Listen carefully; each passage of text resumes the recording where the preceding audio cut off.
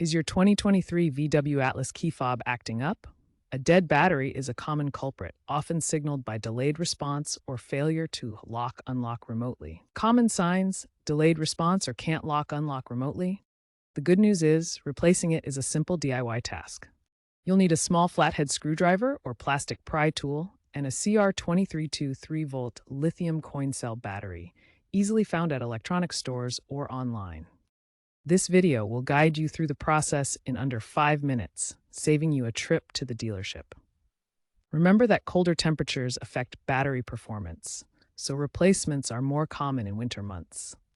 First, carefully open the key fob case using your flathead screwdriver or pry tool. Avoid excessive force to prevent damage. The CR2032 battery sits inside.